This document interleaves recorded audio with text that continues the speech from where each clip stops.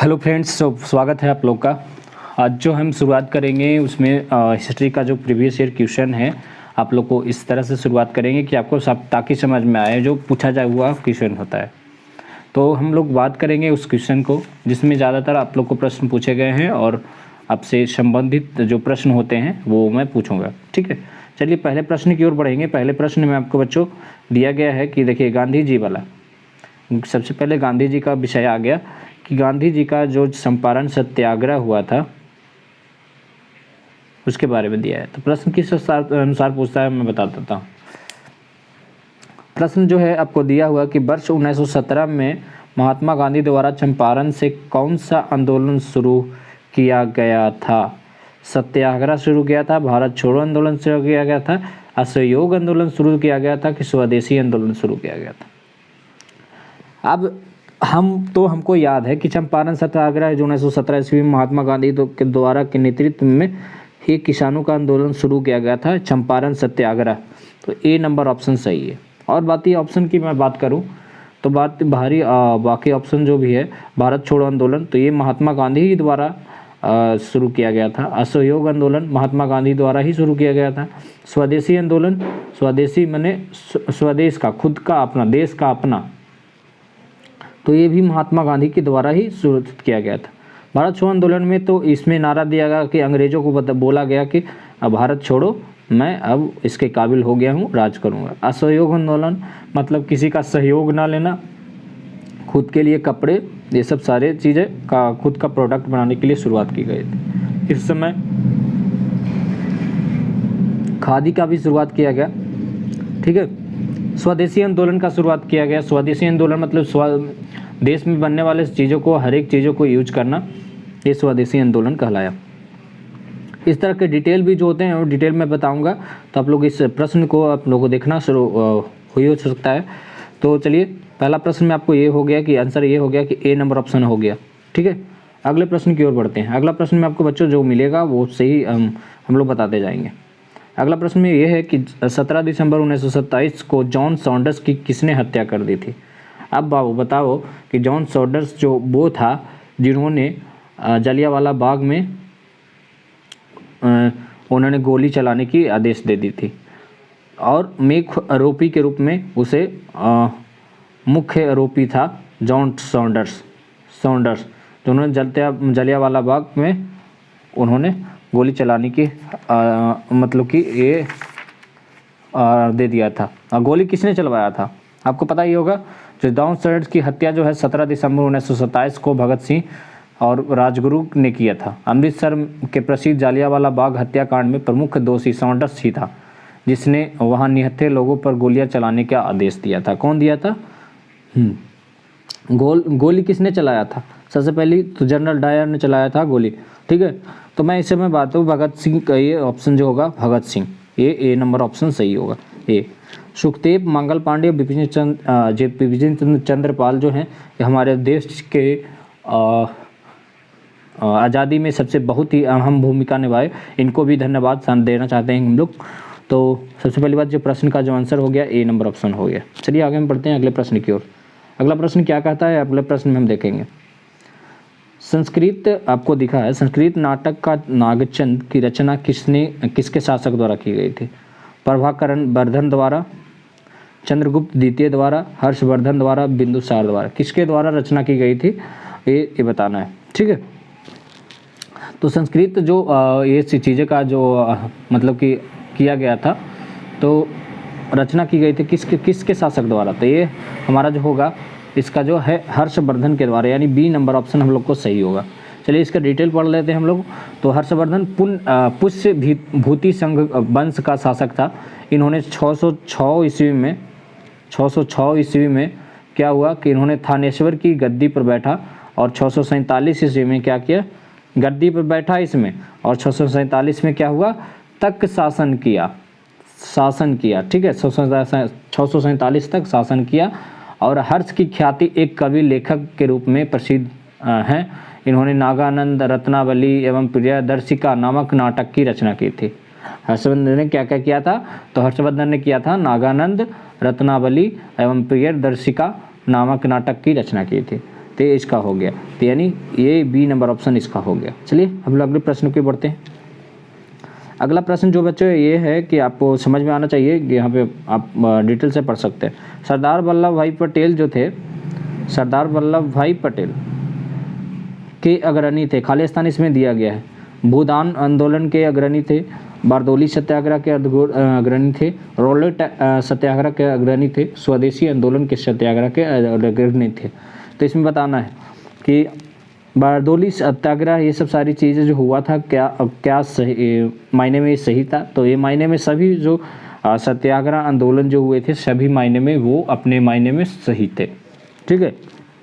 भूदान आंदोलन जो था, भूदान आंदोलन जो था, विनोबा भावे हमारे जो देश के माँ के जो गुरु सबसे अच्छे नेता माने जाते हैं या गुरु माने जाते हैं, उन्होंने भूदान आंदोलन शुरू किया था।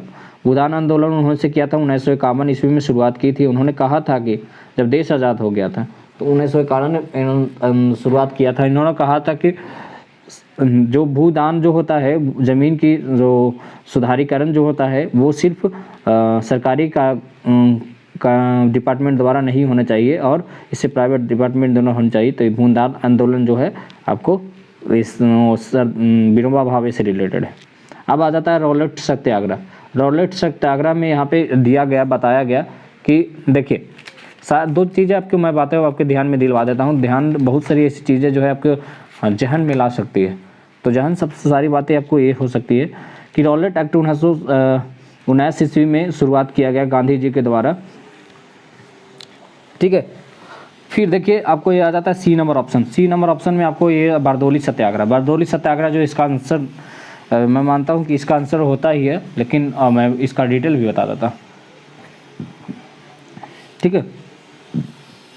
बारदोली सत्याग्रह में बता दूं कि बारदोली सत्याग्रह जो हुआ था भारतीय स्वाधीनता संग्राम के दौरान 1928 ईस्वी में हुआ था। 1928 ईस्वी में गुजरात में हुआ था। कहाँ हुआ था? गुजरात में। गुजरात में हुआ था। एक प्रमुख किसान आंदोलन था। क्या जो भी सारे जो हमारे देश में जो आंदोलन हुए वो क्या हुए? किसान आंदोलन ही हुए, और किसान आंदोलन से ही हमारे देश का विकास हुआ। ठीक है। इस आंदोलन का नेतृत्व सरदार वल्लभ भाई पटेल ने ही किया, सरदार वल्लभ भाई पटेल ने ही किया। तो ये जो बारदोली सत्याग्रह, सी नंबर ऑप्शन ये है बारदोली सत्याग्रह। तो जो नेतृत्व किस यहाँ पे दिया हुआ है, सरदार वल्लभ भाई पटेल खालिस्तान के अग्रणी थे, बारदोली सत्याग्रह के अग्रणी थे। ठीक है। यहाँ पे आपको आंसर आपके जहन में आ गई है। और इसका डिटेल में बात करूँ तो इस आंदोलन के प्रमुख कारण में से एक कारण प्रांतीय सरकार द्वारा किसानों पर लगान लगाने के लिए 30% की वृद्धि की गई, प्रमुख वृद्धि की गई थी। इन्होंने तब इसका किसान बारदोली सत्याग्रह किया था। ठीक है। 30% की प्रमुख लगान का विशेष प्रावधान लाया गया था। और विशेष प्रावधान में क्या हुआ कि ये सब सारी चीज़ें आपके दिमाग में ये मैं डाल रहा हूँ कि आप इसको समझ सकें कि बारदोली सत्याग्रह एक्चुअली क्या हुआ था उसमें। तो 30% की लगान, किसानों के लगान में वृद्धि की गई थी, इसलिए सरदार वल्लभ भाई पटेल के नेतृत्व में ये आंदोलन किया गया था। स्वदेशी आंदोलन भी एक तरह से, स्वदेशी आंदोलन मैंने बात किया, पिछले ऑप्शन में भी बात किया स्वदेशी आंदोलन क्या था, तो इस मायने में आपको पता चल गया होगा। चलिए हम आगे बढ़ते हैं अगले प्रश्न की ओर। दिया हुआ है कि निम्नलिखित घटनाओं में से उनके घटनाक्रम के अनुसार क्रम क्या है, और बताइए सबसे पहले क्या हुआ था। भारत छोड़ो आंदोलन हुआ था, शिमला सम्मेलन हुआ था, कि पूना समझौता हुआ था, कैबिनेट मिशन हुआ था। आप उसके अनुसार बताना, आप बताइएगा। तो पहले ऑप्शन के बाद अगर मैं बात करूं, शुरुआत की मैं बात करूं तो देखिए जो शुरुआत होती है वो मैं सीरियल नंबर से बता देता हूँ कि सबसे पहले जो हुआ था पूना समझौता हुआ था। पूना समझौता महात्मा गांधी और डॉक्टर भीमराव अम्बेडकर के द्वारा हुआ था 1932 ईस्वी में, 1932 ईस्वी में। फिर उसके बाद क्या हुआ था? भारत छोड़ो आंदोलन। भारत छोड़ो आंदोलन क्या हुआ था? ये 1942 ईस्वी में आरंभ हुआ था। आप सुधार लीजिएगा, 1942 ईस्वी में आरंभ हुआ था। फिर उसके बाद क्या हुआ? शिमला सम्मेलन जून 1945 ईस्वी में हुआ था, 1945 ईस्वी में हुआ था। फिर उसके बाद क्या हुआ? इस सम्मेलन के शिमला समझौता, सॉरी हाँ, शिमला सम्मेलन जो हुआ था वो क्या हुआ था? उसके जो कांग्रेस के प्रतिनिधि मंडल के नेतृत्व अब्दुल कलाम आज़ाद ने किया था। जो शिमला सारी चीज़ें जो आप लोगों ने अपने ध्यान में बीजेपी, कांग्रेस, सारी चीज़ें का भावनाएं रखी गई हैं। सबसे पहले ये सब सारी चीज़ें सबसे पहले उजागर कहाँ हुई, तो सबसे पहले पार्टी बनी थी कांग्रेस। कांग्रेस ने ही सारी चीज़ों का जन्म, अगर रियल मायने में अगर बात किया जाता है तो कांग्रेस ही क्या करता है, कांग्रेस ही हमारे मायने में इस रियल चीज़ों का ये जन्मदाता है। अगर शिमला सम्मेलन नहीं होता, सारी चीज़ें जो कांग्रेस पार्टी ने ही की थी, ठीक है। ये तो सारी पार्टियां पीछे में आई है, तो पीछे अपना सरकार में हैं और ये अच्छे कामों की बदौलत हैं अपने सरकार में हैं। तो चलिए हम आगे बढ़ते हैं। फिर इसके बाद क्या है, आपके सामने आ गया कैबिनेट मिशन। कैबिनेट मिशन उन क्या हुआ था, कैबिनेट मिशन जो तो क्लीमेंट एटली मंत्रिमंडल में 1946 में किया गया था। आपको पता चल गया होगा 1946 में हुआ था। 1932 में क्या हुआ था, पूना समझौता, यानी तीसरा नंबर, ठीक है। उसके बाद क्या हुआ 1942 में भारत छोड़ो आंदोलन, ठीक है, दूसरा पहला नंबर, तीसरा पहला, यानी सी नंबर ऑप्शन आपके पास होगा, ठीक है, सी नंबर ऑप्शन, ठीक है आपके पास। आपके पास ये प्रश्न आता है कि निम्नलिखित में से कौन सा मुगल शासक अशिक्षित था, शाहजहां, औरंगजेब, अकबर, जहांगीर। कौन सा शासक जो था अशिक्षित था। मैं मानता हूं कि सबसे अनपढ़ आदमी जो था अकबर था। अकबर ने अपने शासनकाल में सबसे अशिक्षित, अपने वंश के शासनकाल में सबसे अशिक्षित शासक जो बिल्कुल पढ़ा लिखा नहीं, वो था। 1556 ईस्वी में हुमायूं के निधन के बाद अकबर को बैरम खां के संरक्षण में मुगल शासक बना दिया गया। किसके संरक्षण में, बैरम खां के संरक्षण में मुगल शासक। इसका डिटेल में भी हम बढ़ाए हैं। बैरम खां के संरक्षण में अकबर को क्या बना दिया गया, अकबर को बना दिया गया कहाँ, मुगल शासक बना दिया गया, मुगल शासक बना दिया गया। कम उम्र में शासक बनने एवं पूर्व हुमायूं का निर्वासन युक्त बिताने का अकबर के नियमित शिक्षा नहीं हो पाई, जिसके फलस्वरूप क्या हुआ कि अकबर के आजीवन अशिक्षित रहना पड़ा। कि पहले जो मृत्यु हो जाती है, हुमायूं की मृत्यु हो जाती है, हुमायूं को मृत्यु जल्दी हो जाने के कारण क्या हुआ कि अकबर को पढ़ने का समय नहीं मिला और पूर्ण जीवन, जितना जीवन वो जिंदा रहे, वो उनकी जीवन जो जीवनी जो है शिक्षित के क्रम में जोड़ा जाता है, ठीक है। अगले प्रश्न की ओर बढ़ते हैं। अगला प्रश्न आपके सामने ये रहा, गद्दर पार्टी के संस्थापक कौन थे। बसंत कुमार विश्वास, सोहन सिंह भकना, राम प्रसाद बिस्मिल, भगत सिंह। कौन थे। तो गद्दर पार्टी की अब सब जो स्थापना हुई थी 1 नवंबर 1913 ईस्वी में हुआ था। 1913 ईस्वी में हुआ था, नोट कर लीजिएगा। को अमेरिका के सैन फ्रांसिस्को में सोहन सिंह भकना 1 नवंबर 1913 में अमेरिका के सैन फ्रांसिस्को में, सैन फ्रांसिस्को एक वहाँ पे स्टेट है, तो वहाँ पे सोहन सिंह भकना के द्वारा किया गया था। क्या किया गया था, गद्दर पार्टी की स्थापना की गई थी, यानी बी नंबर ऑप्शन सही होगा, ठीक है। लाला हरदयाल गद्दर पार्टी के प्रचार विभाग के सचिव थे। जो गद्दर पार्टी के संस्थापक जो हुआ था थे, कौन थे, तो ये सोहन सिंह भकना था थे। उसके बाद जो इसका प्रचार प्रसार का जो भी जिम्मा मिला था, लाला हरदयाल गद्दर पार्टी के प्रचार विभाग के सचिव थे। प्रचार करना सबसे बड़ी बात थी, प्रचार। तो पहले एक सुविधा नहीं थी कि मोबाइल से कह दिए, मैसेज कर दिए, व्हाट्सएप पे मैसेज कर दिए, ये सब सारी चीज़ों को दिक्कत इसमें आना ही तय था। लेकिन वहाँ पे प्रचार का सचिव बनाया गया, किसको बनाया गया, लाला हरदयाल को। चलिए अगले प्रश्न की ओर बढ़ते हैं। अगले प्रश्न आपके सामने ये है, हिमालय पर्वत श्रृंखला किस प्रकार की पर्वत श्रेणी में आती है। किस प्रकार की पर्वत श्रेणी में आती है, तो ब्लॉक पर्वत, भ्रंशोत पर्वत इसी को बोलते हैं, अवशिष्ट पर्वत, संचित पर्वत, बल्लित पर्वत। इसमें कौन से में पर्वत में आती है। तो मैं बात करूं,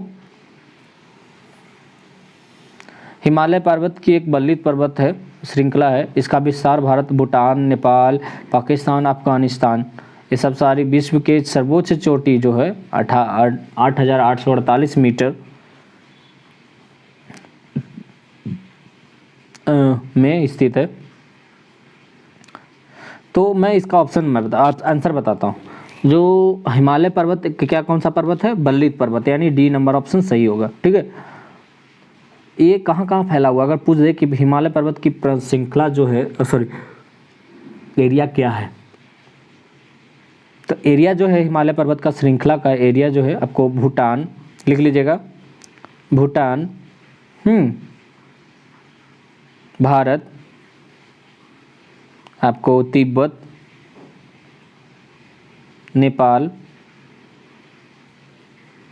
और लिख लीजिएगा नेपाल हो गया, पाकिस्तान हो गया,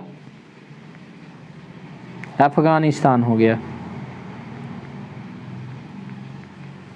अफगानिस्तान हो गया। इसके यहाँ तक विश्व में सब सारे देशों में, जैसे मैं बात भारत, तिब्बत, नेपाल, भूटान, अफगानिस्तान, पाकिस्तान, ये सब देशों में फैला हुआ है हिमालय पर्वत का अवशेष। चलिए अगले प्रश्न की ओर बढ़ते हैं। आपको दिया हुआ प्रश्न में कि मलक्का जल डमरूमल किन दो भूभागों में अलग करता है। मलक्का जो है किन दो भागों को अलग करता है, मलय प्रायद्वीप तथा इंडोनेशिया के द्वीप को सुमित्रा को, अफ्रीका एवं यूरोप को, भारत को तथा श्रीलंका को, उत्तरी अमेरिका तथा दक्षिणी अमेरिका को। तो मलक्का संतुलित के नाम पर ही जल संधि का नाम मलक्का जल संधि पड़ा। मलक्का जल संधि जो है हमारे मलय प्रायद्वीप और इंडोनेशिया द्वीप को चीन सागर से जोड़ती है। क्या करती है? सुमित्रा के मध्य जोड़ती है, सॉरी सुमात्रा के मध्य स्थित है, इस मध्य स्थित है। ठीक है, तो ये पहला नंबर, ए नंबर ऑप्शन ही सही होगा। ठीक है, आगे मैं बात करूँ इसका जो डिटेल हो जाता है, यह जल संधि जो होता है, हम जल संधि अंडमान सागर को दक्षिण चीन सागर से जोड़ती है। इसका जल संधि जो है अंडमान सागर और दक्षिण चीन सागर से जोड़ती है।